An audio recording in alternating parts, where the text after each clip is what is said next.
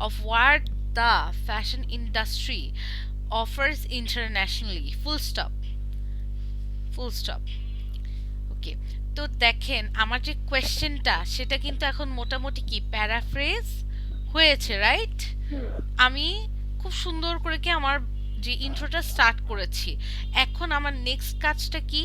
Next কাজ হচ্ছে আমার যে কোয়েশ্চেনটা আছে সেই কোয়েশ্চেনে উত্তরটা আমি শর্ট করে বা শর্ট টার্ম ইউজ করে কি আমি এখানে দিব। ঠিক আছে? তো এখানে কি বলেছে, how has global fashion become such a strong influence on people's lives.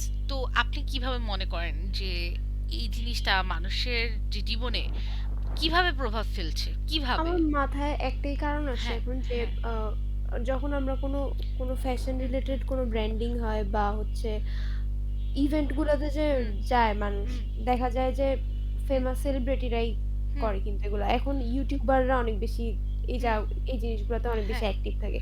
হুম, তাইলে ফ্যাশনটা আসলে মানুষ ইনফ্লুয়েন্সড হয় ওদের পছন্দের সেলিব্রিটিদের থেকেই। যে ও হুম, একজনকে ফলো করে ব্লাইন্ডলি, সে হ্যাঁ, এই ধরনের ড্রেস আপ পরে, দেখা যায় যে সেও আনকনসিয়াসলি ওই ধরনের ড্রেস আপের দিকেই ঝুঁকে বা ওকে, ওই ব্র্যান্ডটা ইউজ করে।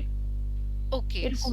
So this is the reason number 1। Hmm, reason hmm. Number 2, আমরা যেটা কি দেখছি, কোনটা থ্রুতে দেখছি এটাও কিন্তু একটা কজের মধ্যে চলে আসে, right? Right. Because of the power of social media, right? TV right. Channel.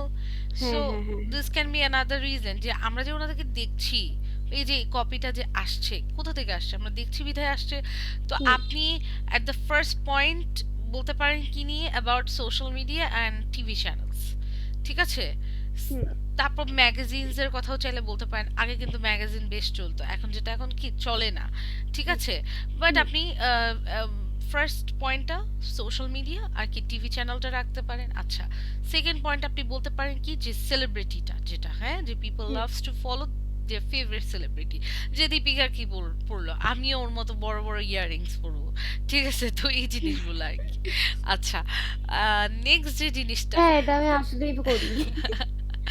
হ্যাঁ, তারপর রণবীর সিং ওই যে লাসা পড়লো। লেহেঙ্গা হ্যাঁ, লেহেঙ্গা পড়লো। তো এটাও কি পড়তেছে। হ্যাঁ। একটা ইনফ্লুয়েন্স? ছেলেরা এখন লেহেঙ্গার পিছে দৌড়াচ্ছে। তো এরকমই কই? ব্যাপারটা। বললাম আরকি, যদি আরকি যারা ফলো করে। আচ্ছা, okay, next question is about the positive or negative development. Okay? So hmm, আপনার ওপিনিয়নটা কি ছিল about the negative development, right? হ্যাঁ, হ্যাঁ। হ্যাঁ। তো নেগেটিভ ডেভেলপমেন্টের কারণটা কি?